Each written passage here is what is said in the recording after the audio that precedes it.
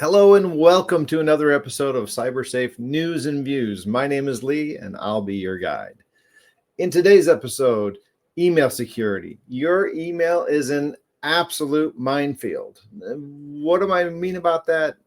There are so many ways that you could get hacked, so many ways that you do the wrong thing, so many ways that you could be encouraged to click on something that is not good for you. So we're going to talk about these in quite a bit of depth, and then we'll have a webinar next month, June 17th, if I have the date right.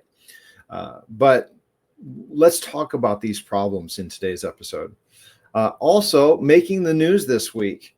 Anyone use the brand Pre-Colored printers? If you do, stay tuned. Recent Microsoft updates causing issues to Windows 10. Say it isn't so. I feel bad that even makes the news, but it does. And a new tool can turn off Microsoft Defender. Listen for more details on this. And then just keep patching all your Microsoft tools and Chrome and just update them. You don't have a choice, but we'll talk about that in more detail. All right, let's get started. Technology is an integral part of our lives. We use it every day, and it extends our access to information through things we can't even see. With technology surrounding us and growing at such a fast rate, knowledge of how to use this resource and stay safe in the meantime is imperative. Welcome to CyberSafe News and Views, where we answer questions and share information to keep you in the know and cybersafe. All right, our topic of the week is email security. And what can you do to increase your odds to maybe not get hacked, to maybe not get encrypted, to maybe not get spoofed? We want to just increase your odds just a little bit so you can be more educated, and hopefully you realize you didn't make a crazy mistake. I won't say stupid. I would never be stupid. So a couple different things in here. These are the common email security threats. So you have spear phishing. Now, for the small to medium-sized business, spear phishing is probably not going to be effective. Spear phishing is when someone said your owner, the founder, a C-level position if you're in a larger company, and suddenly you get an email from them and they say, hey, I'm in all-day meetings and I need you to insert thing to suck money out of your company and into somebody else's. So need you to pay a bill, and that bill has to go through and, it's a new vendor. It hasn't been set up yet. So here's the routing number and the bank account and pay, $6,000. And it's all designed to make you act quickly because, oh my, the executive, the founder, owner, whatever, needs my help. It's not as effective in the small companies. I'll just say that. So we're not going to focus a lot of time there, but be aware if you get an email from your boss, from the owner, from an executive, and it says, hey, I need these 2 Amazon cards, send me the codes. And that's out of the normal for them. Be aware. So that's a real thing. Spam attacks, getting a random email from some possibly legitimate company that says, hey, we noticed you don't have any antivirus. Did they notice? No. But they're just emailing you because the majority of people don't run antivirus. They're emailing you. They're saying, hey, you don't have antivirus. Click here. Now, this is where it gets dangerous, because if you click there, is it a valid company? Is it a valid link?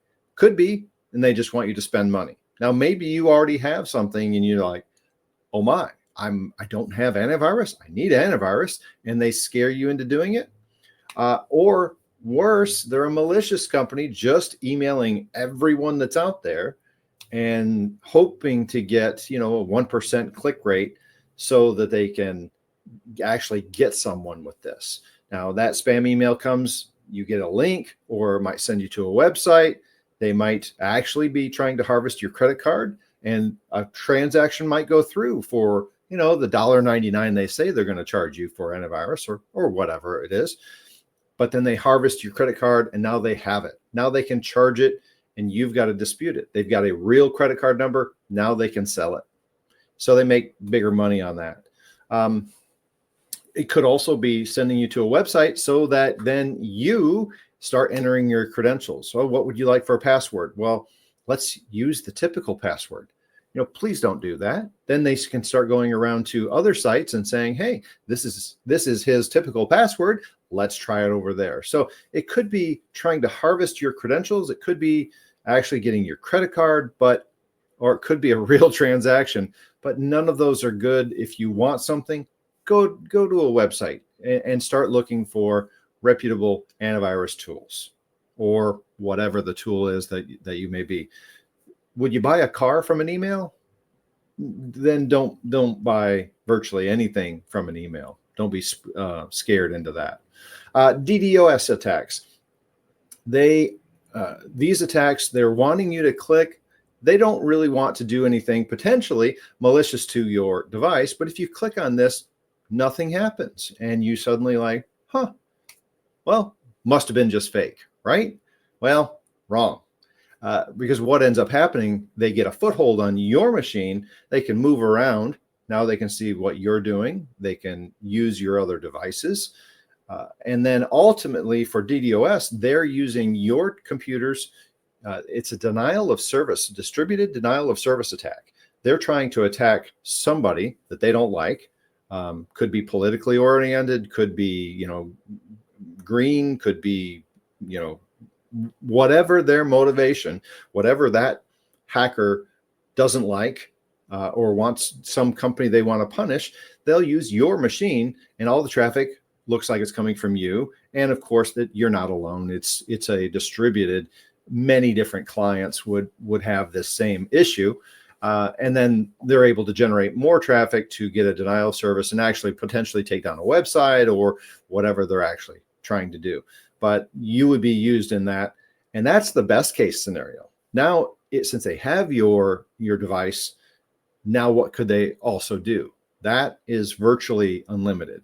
So you got to be careful with that. Malware attacks, where they actually get you with malware. Some of these are going to be similar, but malware is to, whatever business you're in, if someone would send you a file with a Word doc or a zip file and say, hey, you need to pay this bill, or hey, here's my patient information. And then you open it and it says, oh, do you want to enable macros? Yes, enable macros. And suddenly you're done. By the way, if you ever get a Microsoft doc and it says, hey, do you want to enable macros? The answer is no, you do not. The macros are fine. You can create them, you can use them. But if you get a document from somebody else, don't enable the macros. Okay. All right. But this malware, whatever it is, there's an attachment. Probably you download it, you open it, zip file. Hey, you got to pay a bill, whatever it is. Once you've opened it, unless you've got protections already in place, you are done. You're hacked. And now they're looking around for, hey, what can I get access to? Where are the backups? Where are the pictures of the baby or the grandma? If you're just a personal individual, not a company. And then they're going to encrypt those and say, you owe me so many Bitcoin. And it's always Bitcoin, because that is virtually untraceable and not possible to get back if they're ever, if you did actually pay. Social engineering. This one, you wouldn't believe it. This one happens, and it happens more than you might think. In the small companies, small to medium companies, this one is also a little less likely. But just imagine your IT company calls up and says, hey, there's a critical update that needs to happen on blah, blah, blah. And they justify it. You hear critical, it's imperative that we do this immediately. And you hear these key words and you're like, okay, go. And they say, okay, we need your username and password so that, and your antenna should go up at this point and say, dee, dee, dee, dee, dee. Whoa, didn't mean to do that. Yes, I'm on a Mac. Your antenna should go up at this point and say, why do you need my password? You should never share your password with anyone. Not me, Not anyone who asks, not your IT guy. If they can't access your account or change your password and then change it back for you or make you enter a new password, then get a different IT company. But the social engineering, you'd be surprised how often this works. Typically, as I mentioned, in the larger companies. Email spoofing looks like it came from your vendor of choice or your company or wherever, but it's slightly wrong. So it might be Metasoft instead of the MEDI, it might be MED1. Really hard to tell. I saw one of these that said it was Hone Depot, Hone Depot, instead of Home Depot, of course. That one is really hard. The email, wow, it looks real. It looks like it's from Home Depot. Everything else on there says Home Depot. And you really have to be careful when you're looking at one of these because it looks completely real. You've got to look at the actual digits on that email address, and you may have to mouse over. Now that's the hidden little gem in all of this. You need to mouse over any links in your emails, the email address, because you can hide a multitude of, well, everything. You can hide everything in those email addresses, in those links. I can hide the link, make it look like nothing. But when you click on it, it goes off to some malicious site and you get hacked or infected. So for email spoofing, be careful, especially if you get something trying to motivate you faster. Hey, you haven't paid your bill. The gas company emailing you. You need to send me a gift card today for exactly $90.36. And that may be exactly what you owe.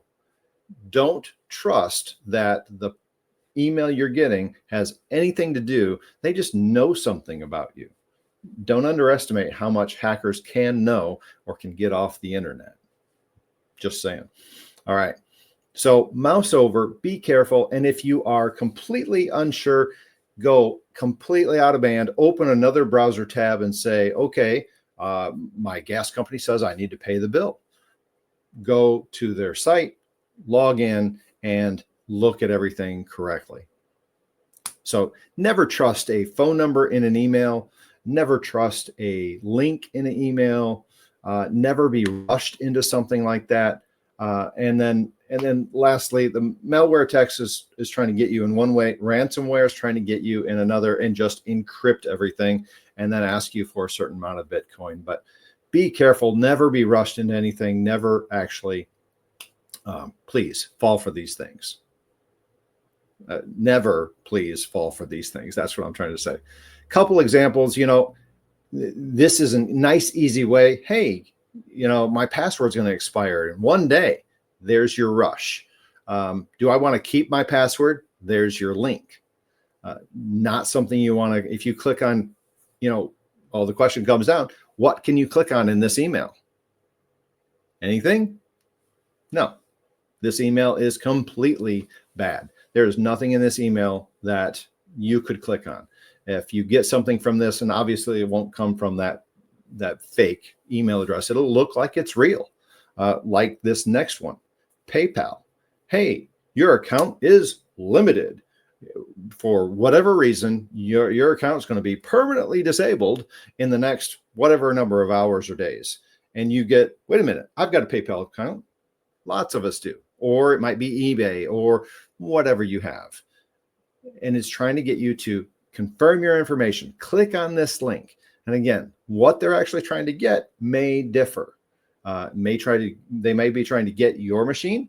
They may be trying to just get your credentials to PayPal and then wipe you out there or charge lots of things on your credit cards on PayPal, whatever it is. But don't trust these. If you get one of these, and I used to get them all the time. And I just go to PayPal and I'm like, what's wrong? Nothing's wrong.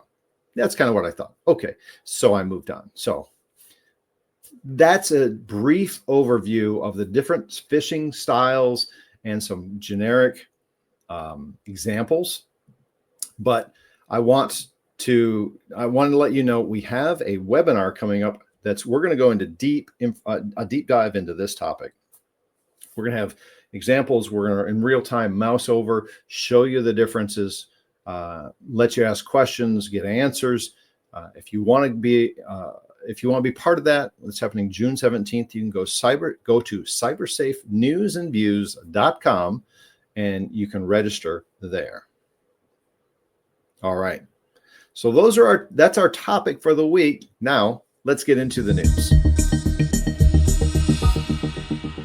All right. Making the news this week. Anyway, have you ever heard of pre-colored printers? I hadn't. I really hadn't. Anyone have one? Leave me a comment if you do, because this one's critical. If you have a pre-colored printer, that's the brand. Their site was giving out malware-infected drivers. You can't make this stuff up. They were actually giving out their drivers were infected. They didn't notice it for quite a long time, and finally announced now their drivers are out there. The drivers work, but you're also infected with malware.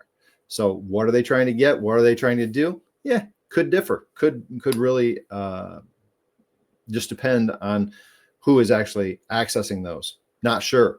But if you have one of those, you need to investigate this immediately. Stop what you're doing. Get the most recent updated drivers, scan your PC, and get this figured out, because if you don't, you're in danger. If you haven't already lost everything, you're in danger of losing everything on your PC. So be careful. Investigate this one now. All right. Recent Microsoft update causes issues with Windows 10. Yeah, like that's news. Well, it's what it's doing.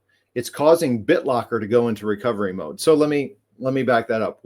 Okay, what's BitLocker? BitLocker is a hard drive encryption tool.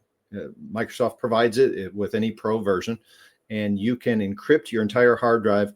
What's the benefit of this? The benefit if someone takes your computer and goes somewhere and says, I'm going to hack you. No, they can't. If your hard drive is encrypted, they can't hack your computer.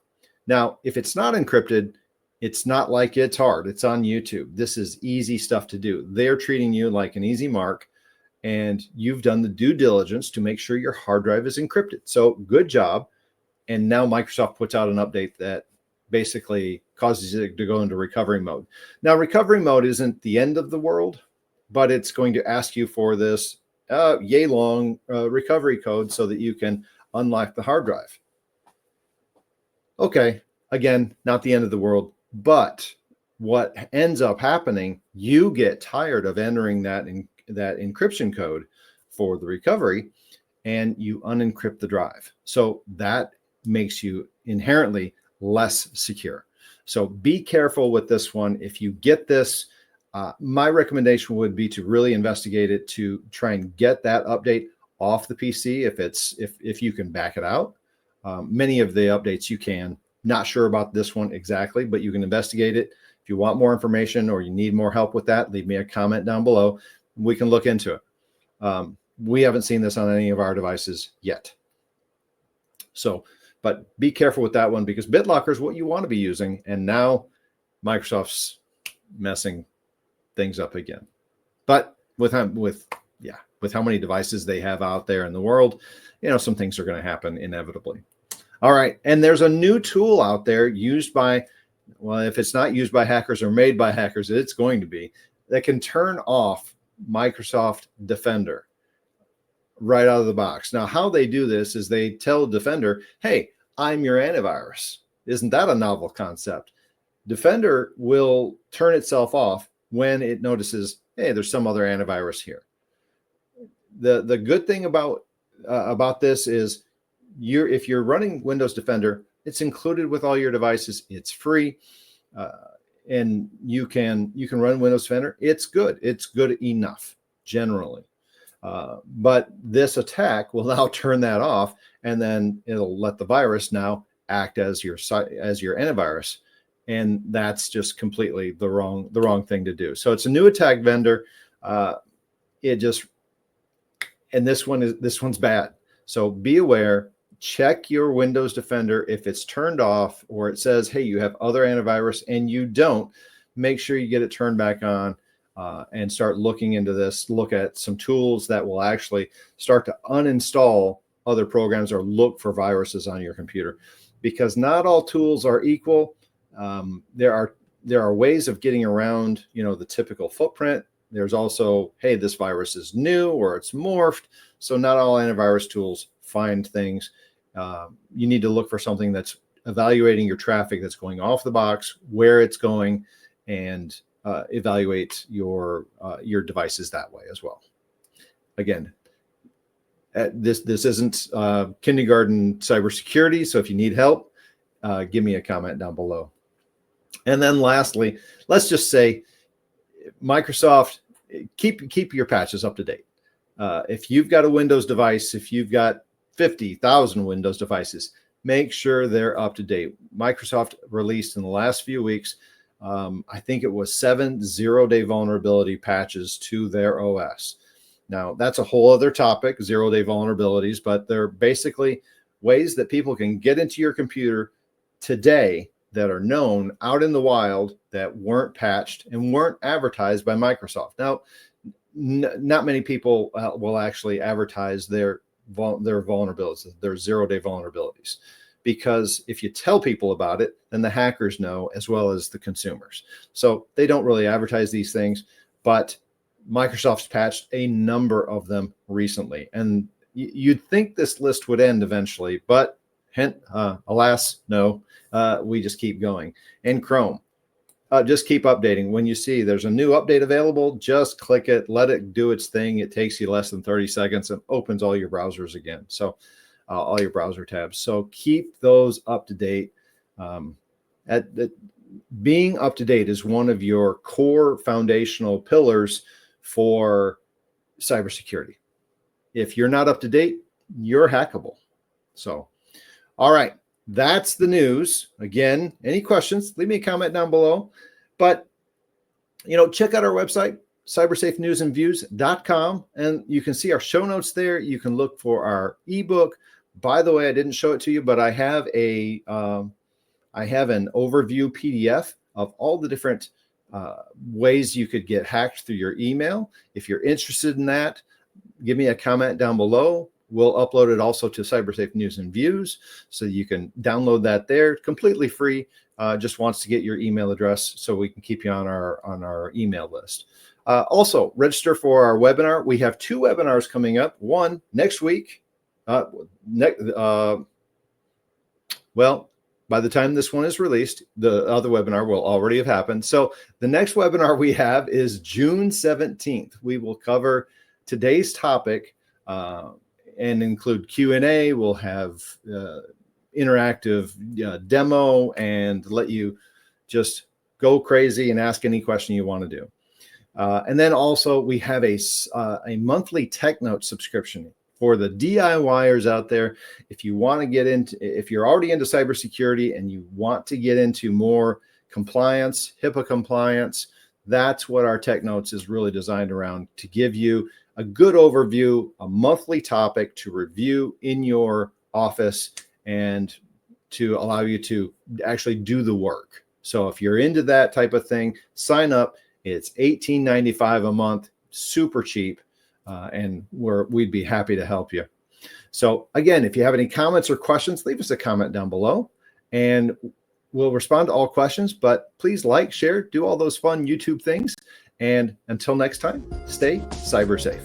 Thanks.